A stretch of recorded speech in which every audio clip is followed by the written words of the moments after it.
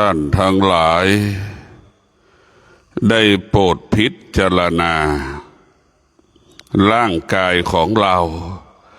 จิตของเราให้คุณให้โทษแก่เราตลอดเวลาให้คุณก็ได้ให้โทษก็ได้เกิดประโยชน์ก็ได้เกิดคุณก็ได้กับชีวิตของเราอะไรทำให้กายของเราเกิดประโยชน์กับเราอะไรทำให้จิตเราเกิดประโยชน์กับเราก็คือการฝึกจิตการฝึกจิตนี่แหละจะเกิดประโยชน์ต่อกายกายฝึกกายนี่แหละจะทำให้เกิดประโยชน์ต่อจิตเราจะต้องพิจารณากายของเราจิตของเราให้คุณกับชีวิตของเราให้คุณกับชีวิตของเราได้ให้โทษกับชีวิตของเราได้พวกเราทั้งหลายเช่นจิตเราไม่ได้ฝึกฝนจิตเราไม่ได้รับการอบรมจิตเราก็เป็นผู้ไม่รู้จิตเราเป็นผู้ไม่รู้เมื่อไม่รู้มันก็กินที่มันอยากกินแล้วมันก็ไม่สนใจว่าสิ่งที่กินนั้นเป็นประโยชน์หรือเป็นไม่เป็นประโยชน์สิ่งที่กินมันไม่รู้ว่าเป็นคุณหรือเป็นโทษดั่งเด็ก3 ขวบ 4 ขวบกินขนมมันไม่รู้ว่าสิ่งนี้เกิดประโยชน์มันไม่รู้ว่าสิ่งนี้เป็นโทษเมื่อกินไปแล้วมันเป็นโทษต่อร่างกายเป็นคุณต่อร่างกายมันไม่รู้ก็เพราะจิตเราไม่ได้ฝึกจิตเราเป็นผู้ไม่รู้เพราะฉะนั้นการฝึกจิตเนี่ยให้เราเป็นผู้รู้เช่นเรารับประทานอาหารเนี่ยเรากินอาหารเนี่ยเราฉันอาหารเนี่ยเราจะต้องรู้ว่าสิ่งนั้นกินแล้วมันเป็นคุณประโยชน์ต่อเราแล้วมันเป็นโทษต่อเรามันเป็นพิษเป็นภัยต่อเราเนี่ยเราต้องพิจารณาก่อนแต่พวกเราก็ต้องพิจารณาดูถ้าเราฝึกจิตให้จิตเรานี่เป็นจิตผู้รู้ว่าอันนี้ควรกินรู้ว่าอันนี้ไม่ควรกินแล้วเบาหวานมันเพิ่มกินแล้วความดันมันเพิ่มอยู่แล้วมันเป็นทุกข์อยู่แล้วมันเป็นประโยชน์เราต้องรู้ของแบบนี้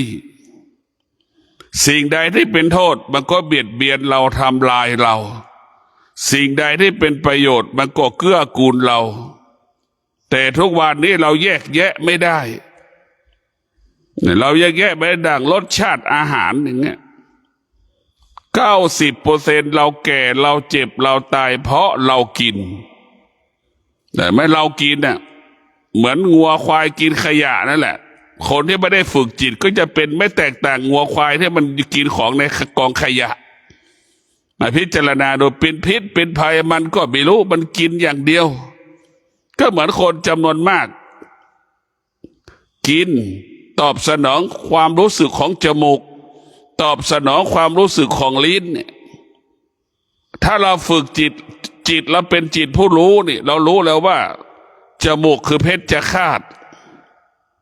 จมูกมันเป็นเพชฌฆาตหลอกให้เรากินนะเราเป็นเหยื่อของจมูกเราเป็นเหยื่อของลิ้นแต่มาลิ้นก็ชอบจมูกมันก็ชอบมันให้เราหลงไหลในการกินแต่แม้เหมือนคนกินเหล้ามันก็กินเหล้าทุกวันนึกดูเนี่ยมันกินเหล้าทุกวันกินเหล้าทุกวันกินเบียร์ทุกวันเนี่ยนึกดูสูบบุหรี่ทุกวัน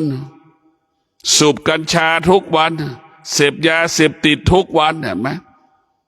เราไม่ได้ว่ามันไม่ได้ฝึกจิตมันก็จะหลง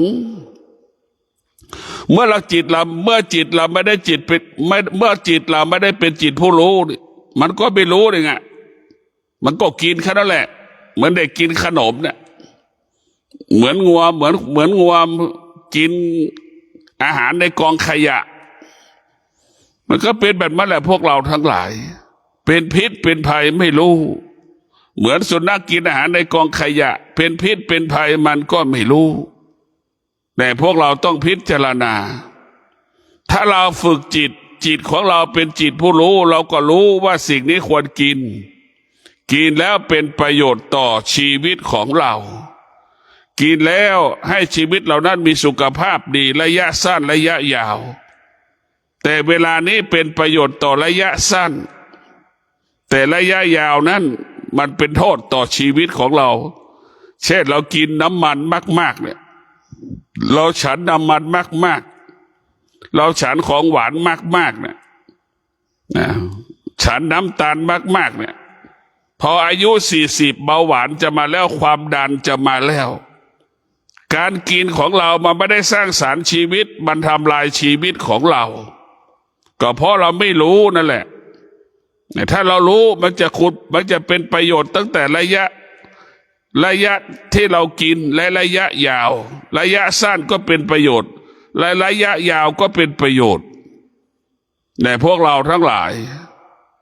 ถ้าเราไม่ได้ฝึกจิต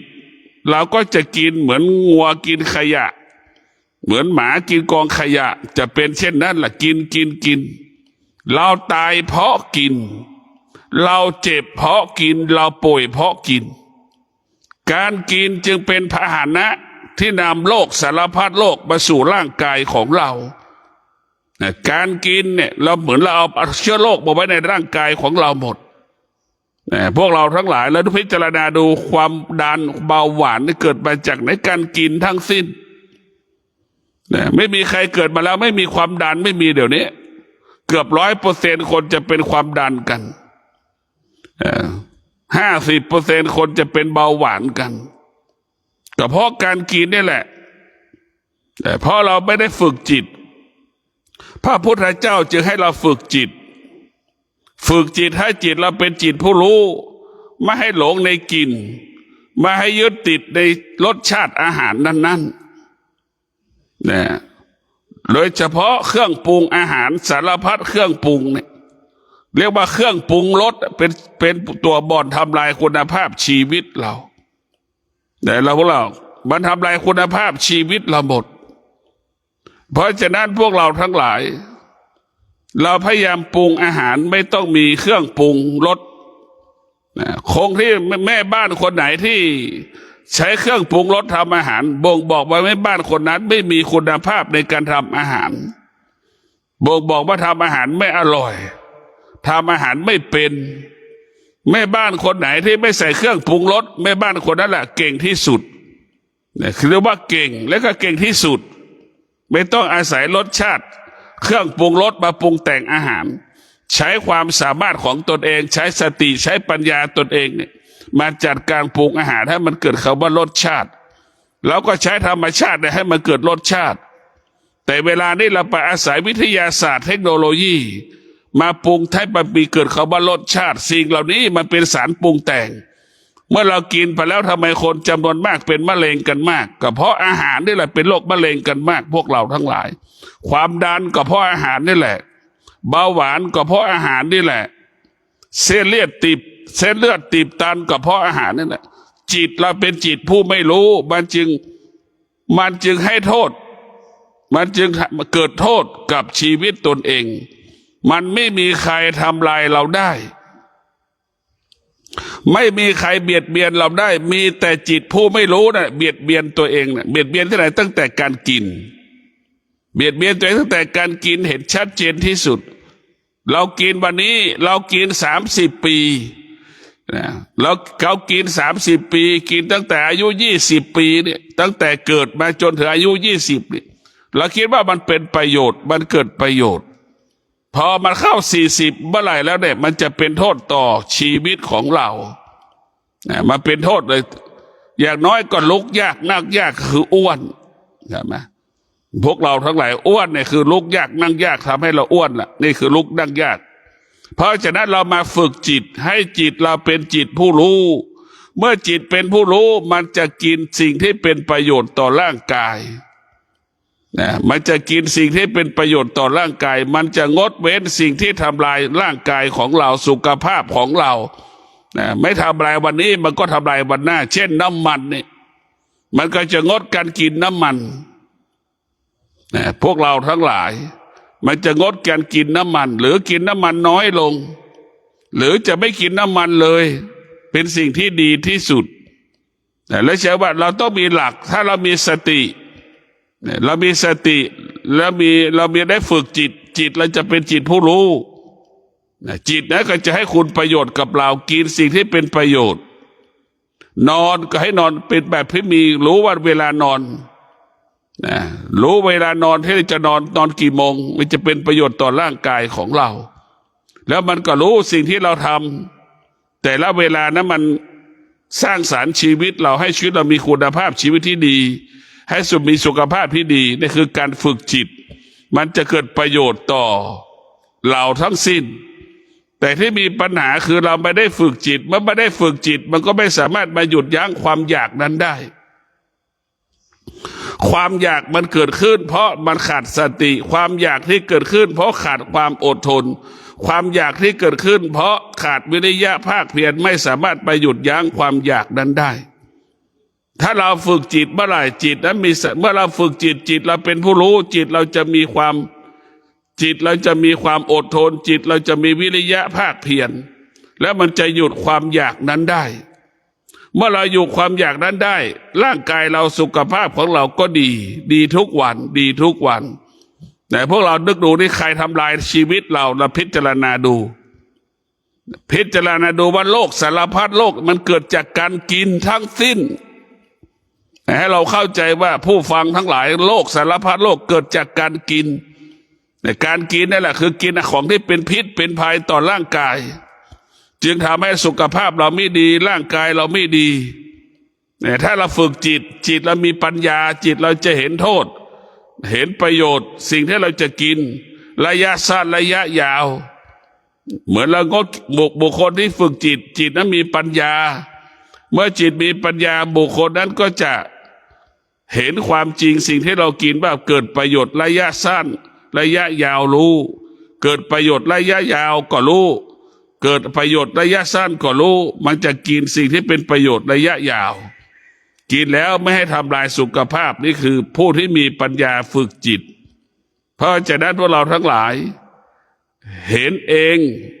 เราก็เห็นเองนะเราก็ทำเองเห็นเองทำเองนั่นแหละในพวกเราทั้งหลายต้องเป็นอย่างนั้นเห็นเองทำเองเจ็บปวดใครเจ็บปวดแทนเราบ้างเราต้องพิจารณาถ้าเราเจ็บปวดเองไม่มีใครช่วยเราได้ให้หายเจ็บหายปวดไม่มีใครมีแต่ตัวเราได้แหละหายเจ็บหายปวดได้เพราะฉะนั้นเราพิจารณาด้วยความเป็นจริงแล้วทำไมเราถึงเกิดแก่เจ็บตายก่อนเวลากำหนดเกิดแก่เจ็บตายก่อนเวลากำหนดได้แหละทำให้เรานั้นเพราะความอยากหรือตัณหาเนี่ยที่มาอยู่ที่ตาเหมือนตาเห็นรูปอาหารแต่ก็อยากกินแล้วจมูกสัมผัสกับกลิ่นอาหารก็อยากกินแล้วใช่ไหมเราจะรู้แล้วว่าตากับผัสสะ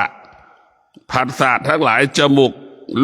รูปแบบของอาหารจมูกสัมผัสกับกลิ่นอาหารลิ้นสัมผัสกับรสชาติอาหารได้จบเลยเหมือนเสือกินงัวนะนึกดูได้อร่อยขนาดไหนล่ะ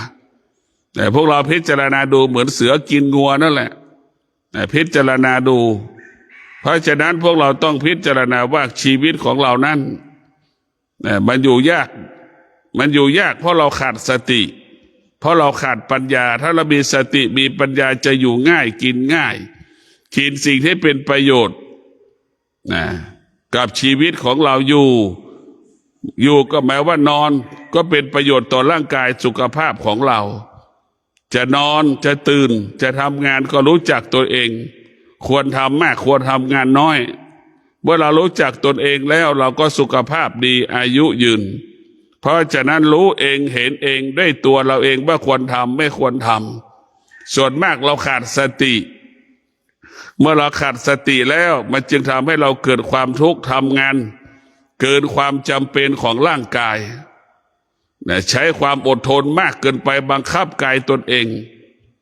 เราต้องใช้ความอดทนมาเกิดความสมดุลกับร่างกายของเรายกของหนักมากเกินไปอย่างเนี้ย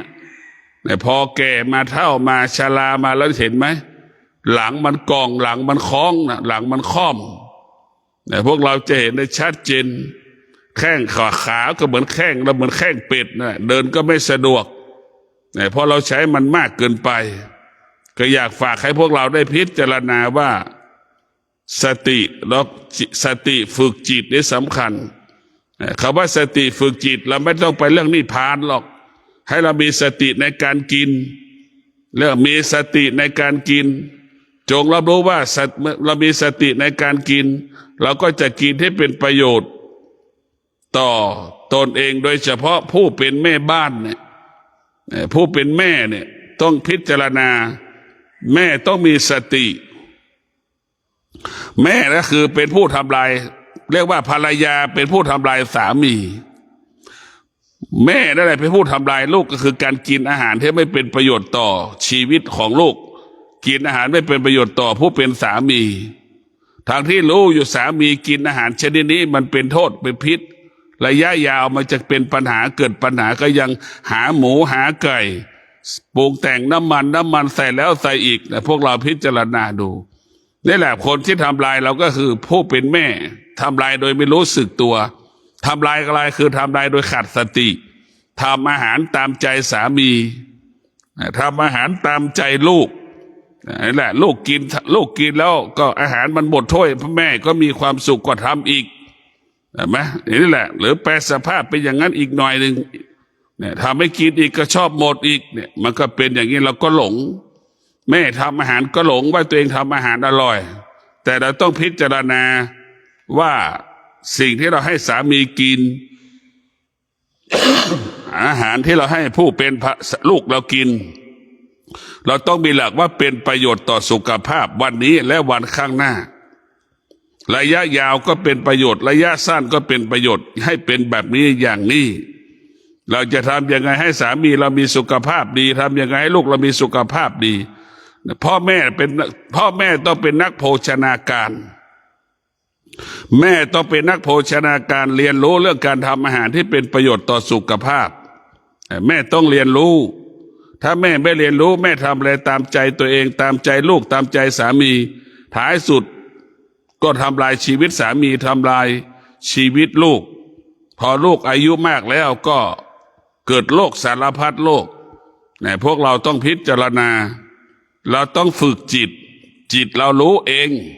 เห็นเองปวดที่ไหนเราก็รู้เอง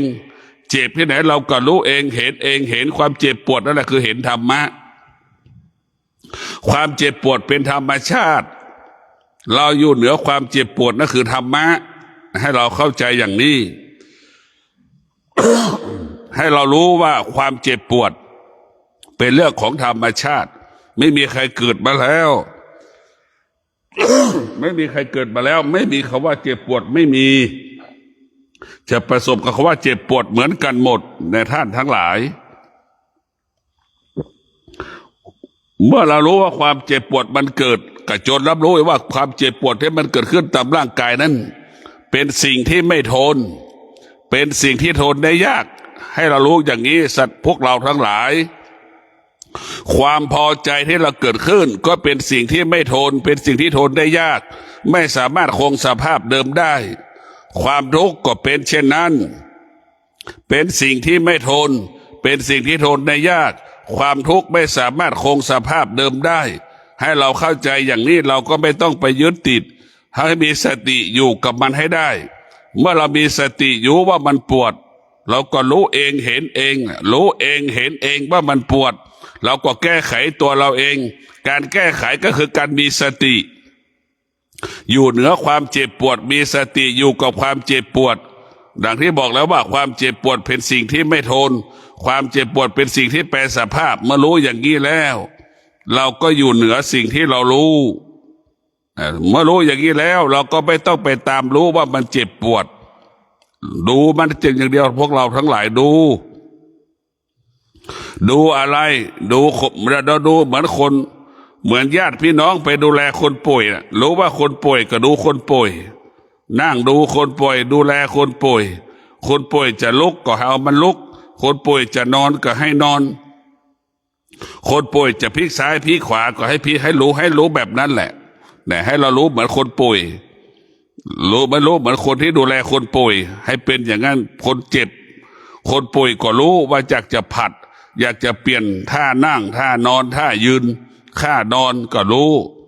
ให้รู้อย่างนั้นแหละไอ้คนที่ดูแลคนป่วยก็รู้แล้วก็ตอบสนองมันว่ามันอยากนั่งอย่างนี้อย่างนี้มันอยากนอนแบบนี้มันจะกินอย่างนั้นจะกินอย่างนี้ให้มันรู้ให้เรารู้เฉยๆแต่เราไม่ควรไปปรุงแต่งให้เรารู้เมื่อเรารู้แล้วเราไม่ปรุงแต่งเนี่ยเราก็จะไม่ทุกข์แต่ถ้ารู้แล้วไปปรุงแต่งมันจะเป็นทุกข์ความทุกข์ทั้งหลายเกิดจากการเข้าไปยึดติดเขาว่าความเจ็บก็รุนแรงขึ้นมาทันทีความทุกข์คนเกิดมีไหมว่าเกิดมาแล้วไม่ทุกข์ไม่มีเนี่ยพวกเราไม่มีเกิดมาแล้วไม่ทุกข์ไม่มีเกิดมาแล้วไม่ได้อยู่กับความทุกข์ไม่มีเกิดมาแล้วไม่สัมผัสกับความทุกข์ไม่มีเนี่ยคนเกิดมาสัมผัสกับความทุกข์มากกว่าความสุขจริงๆแล้วพ่อแม่ครูบาอาจารย์สอนแสวงหาความสุขในความทุกข์แสวงหาความสุขในความทุกข์เพราะความสุขอยู่ในความทุกข์เช่นเดียวกันเราจะดับทุกข์เราก็ดับสุขเมื่อไม่มีสุขมันจะไม่มีทุกข์ถ้ามันมีทุกข์มันจะต้องมีสุขมันเป็นของคู่กันในพวกเราทั้งหลายเราจะต้องดับสุขกับทุกข์ไม่ให้เกิดสุขก็เป็นพิษทุกข์ก็เป็นพิษอย่างที่บอกตลอดเวลาฝึกฝนจิตนั้นจะเป็นประโยชน์ต่อการดำเนินชีวิตของเราฝึกจิตนั้นจะให้คุณค่าชีวิตเรามีคุณภาพขึ้นยิ่งขึ้นไปแต่เราฝึกจิตเราก็เราฝึกจิตเราก็เอาจิตมาใช้กับชีวิตประจำวันเนี่ยเราเช่นฝึกจิตเสร็จเราเห็นความจริงเราก็เอาความจริงมาพูดมาสนทนามอบให้กับคนรอบๆข้างเราเรียกว่ามัดแปดให้เราพูดความจริงสื่อสารความจริงให้เราเจรจาความจริงเนี่ยพูดที่เป็นความจริงที่เป็นประโยชน์เกิดประโยชน์ต่อคนรอบๆตัวเรานั่นแหละคือธรรมะพระพุทธเจ้าจะสอนเราแบบนี้เรียกว่าสอนให้เราอยู่กับปัจจุบันอยู่กับปัจจุบันอยู่กับปัจจุบันธรรมะของพระพุทธเจ้านั้นไม่ให้อยู่กับอดีตให้เราอยู่กับปัจจุบันให้มากที่สุดผู้ที่ฝึกจิตกับผู้ที่ไม่ได้ฝึกจิตแตกต่างกันจิตผู้รู้กับจิตผู้ไม่รู้ก็ย่อมแตกต่างกันนะพวกเราผู้ที่มีความอดทนกับผู้ที่ขาดความอดทนก็แตกต่างกันผู้ที่มีวิริยะภาคเพียรกับผู้ที่ขาดวิริยะภาคเพียรก็แตกต่างกันผู้ที่มีสมาธิกับผู้ที่ขาดสมาธิก็แตกต่างกันเราจะเห็นว่าคนที่มีสมาธิกับคนที่ไม่มีสมาธิอันไหนที่มีประโยชน์เกิดประโยชน์ต่อชีวิตของเราเนี่ยพวกเราก็ต้องพิจารณากลับมาเห็นกายกลับมาเห็นกายกลับมาเห็นจิตของเรามันเป็นชนิดใดจิตเราเป็นลิงเราก็พยายามฝึกลิงให้ลิงนั้นนอนหลับให้ได้นะเราฝึกจิตให้จิตเราเป็นลิงเราก็ต้องฝึกจิตพยายามให้จิตนอนหลับให้มากพยายามให้จิตนั้นสงบเราก็ต้องฝึกแบบนั้นจิตเรากระวนกระวายกระสับกระส่ายเหมือนแมลงวันบินบ้อนตอมใบหน้าบินไปนู่นบินไปนี่เราจะต้องฝึกจิตเราให้จิตเราสงบมาให้ฟุ้งซ่านเหมือนแมลงวันบินไปทั่วนะเราต้องมาฝึกจิตแบบนั้นจิตของเรานี่มันถ้าไม่ได้ฝึกแล้วมันก็เหมือนสัตว์ในพวกเราทั้งหลายเหมือนสัตว์นานาชนิดมารบกวนเราตลอดเวลาเห็นไหมเราจะเกิดอาการไม่สงบจะเกิดอาการสุขทุกข์จะเกิดอาการพอใจไม่พอใจคำพูดทั้งหลายที่เราพูดไปใช้ทุกวันนี่มันเกิดจากจิตทั้งสิ้นถ้าจิตเป็นผู้รู้มันสิ่งที่เราพูดมันก็เป็นประโยชน์ถ้าจิตของเราไม่ได้เป็นจิตผู้รู้สิ่งที่เราพูดก็เป็นโทษมันก็มีแค่นี้ในพวกเราทั้งหลายเรากลับมาพิจารณาการมีชีวิตอยู่ของคนทั้งโลกเนี่ยเราต้องพิจารณาสตินี่เป็นหลักเราพูดทุกวันสติเหมือนเรากินข้าวทุกวันน่ะทำไมเราต้องกินน้ำทุกวันทำไมตั้งคำถามบ้างทำไมต้องกินข้าวทุกวันต้องตั้งคำถามบ้าง เช่นเดียวกันทำไมอาจารย์พูดสติทุกวันไม่ไปที่ไหนอยู่กับสติเห็นไหมกับสติมันเป็นพูดทุกวันมันก็เป็นความจริงทุกวันเรากินข้าวทุกวันมันก็หายหิวทุกวันนั่นคือความจริงนั่นแหละความจริงก็เป็นเช่นนั้นแหละเราจะไปบอกว่าพูดซ้ำๆมันจะไปพูดเราเข้าใจว่าคำว่าซ้ำๆขอให้มันเป็นความจริงความจริงนั่นแหละคือเราต้อนรับความจริงแล้วเราแสวงหาความจริงเราไม่ได้แสวงหาอารมณ์ความรู้สึกถ้าเราแสวงหาอารมณ์ความรู้สึกนั้นมันไม่ใช่ความจริงพูดเพราะอย่างเงี้ยมันไม่ใช่ความจริงแล้วใครจะฟังวัดดอนจันทร์พูดทางสายเอกพูดเนี่ยมันพูดแรงพูดแข็งพูดแล้วกระแทกจิตใจของพวกเราให้พวกเรามีสติแต่ถ้าเราไม่มีสติเนี่ยเราก็จะหลงทางหลงผิดอีกถ้าพูดไม่แรงเราก็ไม่มีสติพูดแรงๆสติมันถึงจะเรียกกลับมาเห็นไหมลูกหลานเราวิ่งตามบ้านวิ่งในบ้านเราบอกว่าจะไปวิ่งนะมันไม่หยุดเลยมันก็วิ่งดังล่มนะพอเราไปถึงตัวแล้วเอามือไปตีมันแป๊ะเนี่ยมันหยุดเลยเห็นไหมนั่นแหละมันก็ต้องดูแลจิตแล้วก็เหมือนเด็กที่มันวิ่งเล่นตามบ้านเสียงดังนะเห็นไหมแล้วเราก็ไปตีมันนิดหนึ่งแป๊ะหนึ่งเห็นไหมมันก็หยุดเลยนี่คือความแรงหยุดเลยมันก็หยุดเลยนั่นแหละบางครั้งคำพูดก็ต้องแรงๆเหมือนแม่ตีลูกไม่ให้ลูกวิ่งนั่นแหละนั่นเป็นอย่างนั้นเพราะฉะนั้นพวกเราทั้งหลายคำว่าภาษาที่พูดมันจะสุภาพไม่สุภาพมาอยู่ที่ความจริงเราจะไปยึดติดไปหลงภาษาที่พูดอีกแต่ถ้าว่าเราหลงภาษาที่พูดเราก็ไม่ได้รับความจริงพูดเพราะแต่มันไม่ใช่ความจริงเห็นไหมพูดเพราะแต่ไม่ใช่ความจริงได้เราต้องฟังเรารู้เท่าทันความจริง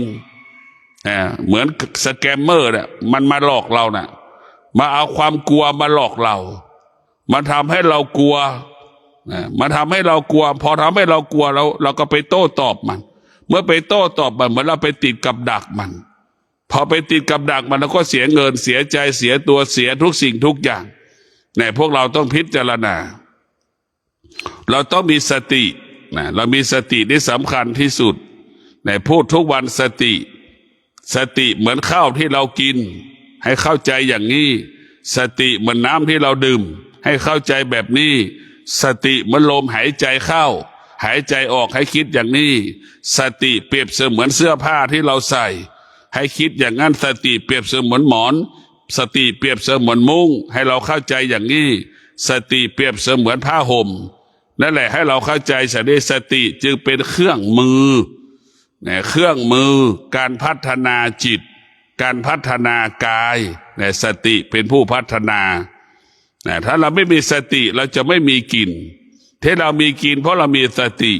เรามีสมบัติเพราะเรามีสติเห็นไหมคนบ้ามันไม่มีสติ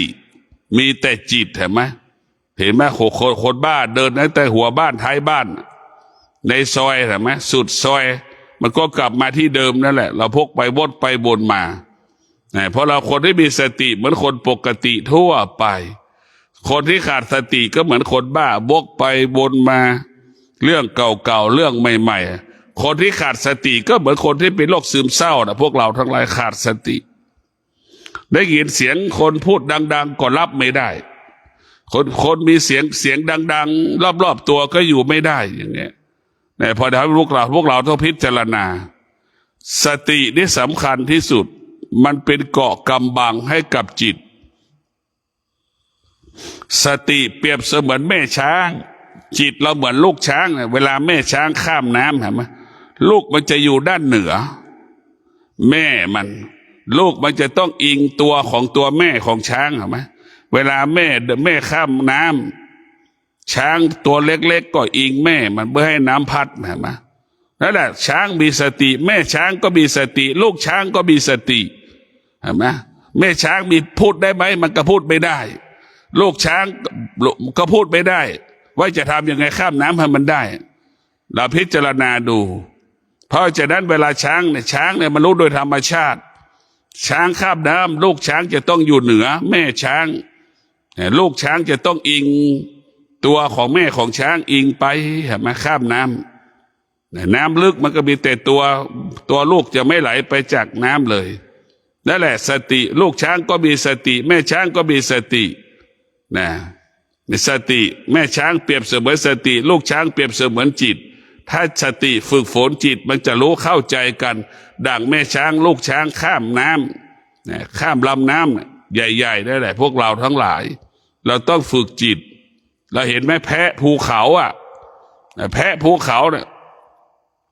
คนขึ้นไม่ได้แต่แพะภูเขาขึ้นได้เห็นไหมนั่นแหละการฝึกสติก็เป็นอย่างนั้นเราเห็นว่าสตินะมันแม่นมากมันกระโดดมันก็เหยียบแม่นมั่นคงเห็นไหมสติจะทำให้เรามั่นคงในการตัดสินใจเหมือนแพะภูเขาเห็นไหมเหมือนแกะภูเขานั่นแหละมันกระโดดลงหน้าผาเราพิจารณาดูแต่มันทำให้เรานั่นเมื่อเรามีสติมีสมาธิ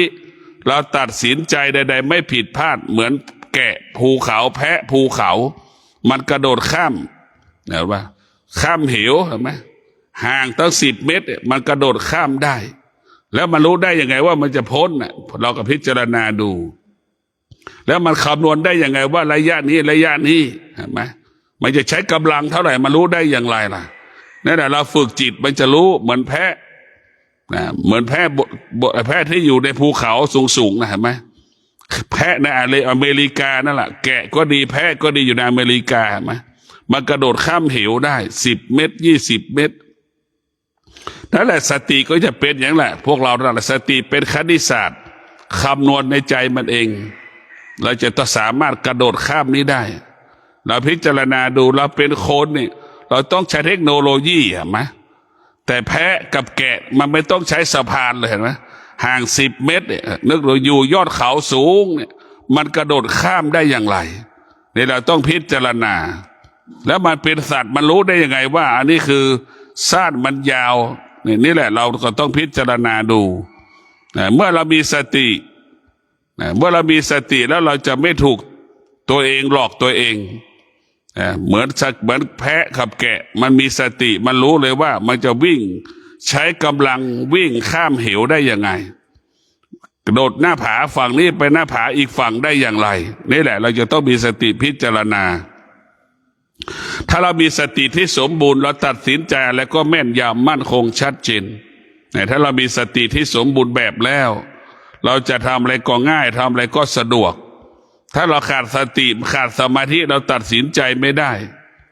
แพะกับแกะที่อยู่บนภูเขาอเมริกาพวกเราเนี่ยมันแม่นยำมากสติมันสมบูรณ์สมาธิมันสมบูรณ์มาถึงกระโดดข้ามจากภูเขาลูกนี้ไปอีกภูเขาลูกหนึ่งได้ที่มันเป็นเหวลึกนะมั้ยนั่นแหละสิ่งที่น่าพิจารณาดูทุกอย่างให้มันเป็นธรรมะนะพวกเรามันเป็นธรรมะหมดเห็นจิตเราไหมจิตเรามันก็ดุร้ายเหมือนงูเหลือมนั่นแหละจิตเราดุร้ายเหมือนงูเห่าเห็นไหมจิตเราดุร้ายเหมือนจงอางนะมันดุร้ายขนาดไหนนึกดูจิตเราดุร้ายเหมือนพังพรนั่นเห็นไหมมันดุร้ายขนาดไหนนะจิตเรามันดุร้ายเหมือนเสือนะถ้าเราไม่ได้ฝึกจิตเราจะเป็นเช่นนั้นหมดเหมือนกันหมดจิตเราจะต้องดุร้ายถ้าเราฝึกจิตเรากลายเป็นช้างแสนรู้เห็นไหมสุนัขแสนรู้ลิงแสนรู้ไก่แสนรู้เนี่ยจะเป็นแสนรู้ควายแสนรู้หมูแสนรู้เห็นไหมเสือแสนรู้อย่างนี้พวกเราทั้งหลายพิจารณาดูมันจะไม่ได้มันจะฝึกมันแต่ถ้าเราไม่ได้ฝึกมันก็เสือก็เป็นเสือเหมือนเดิมเนี่ยเสือเหมือนเดิมเพราะฉะนั้นเสือที่กินงัวเนี่ยก็เพราะมันหิวเท่านั้นมันไม่ได้จริงๆแล้วเสือไม่ได้เหี้ยมโหดนะพวกเรามันไม่ได้เหี้ยมโหดมันไม่ได้เป็นคนที่ดุร้ายแต่มันเป็นชีวิตเขาเป็นแบบนั้นเหมือนเขามีชีวิตเขาเป็นแบบนั้นเขาก็ต้องเป็นแบบนั้นแหละเพราะเห็นได้พิจารณาเสือมันไม่ได้เหี้ยมโหดเพราะเสือกินอิ่มแล้วเราไปนอนกับมันก็ได้มันไม่กินเราเลยเวลามันหิวมันจะเดินเข้าหาเราเวลามันอิ่มแล้วมันจะเดินหนีเราเห็นไหมเห็นนะว่าความกลัวมันมีความหิวมันไม่ให้กดความหิวมันไม่เมื่อความหิวปรากฏมันไม่กลัวเหมือนคนทั้งหลายที่หลงไหลในรูปรสกลิ่นเสียงเหมือนเรายึดติดในรูปรสกลิ่นเสียงนั่นแหละจึงทำให้เรานั่นพ ประสบปัญหาสารพัดปัญหาหลงในสิ่งที่น่ากลัวที่สุดเหมือนเรานะหลงในรสชาติอาหารนั่นแหละทุกวันนี้เราไปหลงในรสชาติอาหารไปหลงเครื่องปรุงอาหารเห็นไหมแล้วก็หลงเครื่องปรุงนั่นคือหารู้ไหมว่ามันเป็นพิษเป็นภัยต่อชีวิตของเราในการกินอาหารเราจะต้องมาฝึกจิตให้จิตเรามีสติออกจากสิ่งที่เป็นโทษเป็นพิษเป็นภัยต่อชีวิตของเราให้ได้นะพวกเราต้องมาฝึกถ้าเราไม่ฝึกเราก็จะลำบากนะเหมือนงัวควายไปกินอาหารกองขยะเป็นพิษเดี๋ยวสักพักหนึ่งก็ตายอย่างนั้นแหละแต่ของเรานะมันไม่ตายหรอกแต่เรามันจะทรมานทำให้เป็นโรคเบาหวานทำให้โรคความดันเส้นเลือดตีบตันเป็นโรคหัวใจวายเฉียบพลันอย่างเงี้ยพวกเราทั้งหลายมันจะเป็นแบบนั้นแหละวูบขึ้นมาอย่างเงี้ยมันเกิดจากการกินทั้งสิ้นโดยเฉพาะน้ำมันเนี่ยเป็นสิ่งที่น่ากลัวที่สุดมันเป็นพาหนะที่นำโรคมาสารพัดโรคมาหยุดเนี่ยพวกเราต้องพิจารณาเมื่อเรามีสติเป็นผู้รู้เราจะจัดการบริหารชีวิตของเราง่ายสะดวกเราอายุ60เราควรตื่นกี่โมง80ควรตื่นกี่โมง90ควรตื่นกี่โมงเราจะต้องรู้เราจะต้องรู้จักตัวเองว่าจะอยู่ในเงื่อนไขไหนแต่ผู้ที่เจริญด้วยธรรมเจริญด้วยสติเจริญด้วยปัญญาอยู่กับความเป็นจริงอยู่กับความเป็นจริงอยู่กับทำงานทุกวันเหมือนพ่อแม่ครูบาอาจารย์รับแขกรับโยมนั่นแหละพวกเราต้องพิจารณา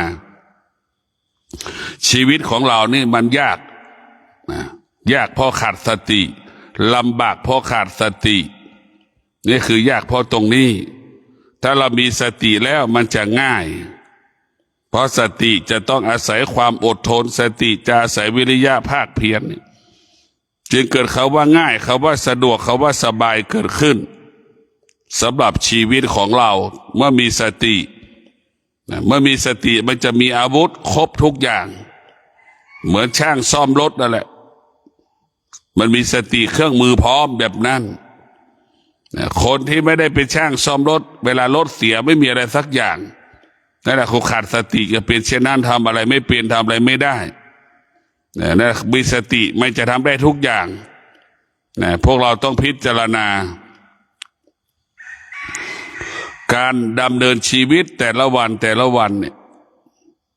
เรามีสตินี่สำคัญสติจะกำกับความคิดควบคุมความคิดสติกำกับกายควบคุมกายให้ทำสิ่งที่ดีงาม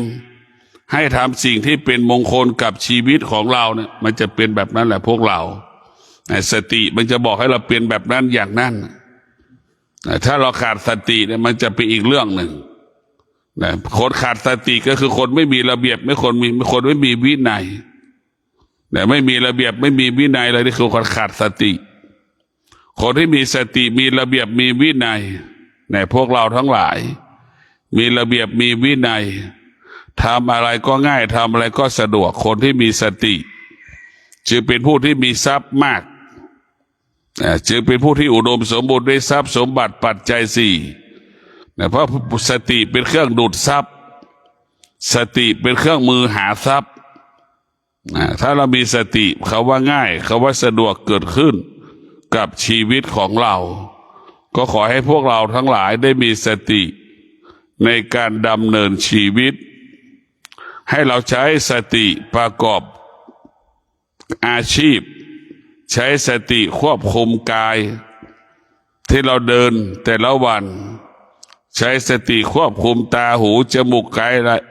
จมูกลิ้นกายใจของเราที่เราสัมผัสอยู่ทุกวันขอให้พวกเราทั้งหลายมีสติอยู่เหนือความรู้สึกของตนเองเมื่อเรามีสติฝึกจิตก็จะเป็นจิตผู้รู้สิ่งที่เรารู้ทุกอย่างจะเป็นประโยชน์เกิดประโยชน์ถ้าจิตเราไม่ได้ฝึกสิ่งที่เรารู้จะเป็นโทษต่อชีวิตเราทั้งหมดทั้งสิ้นขอเจริญพร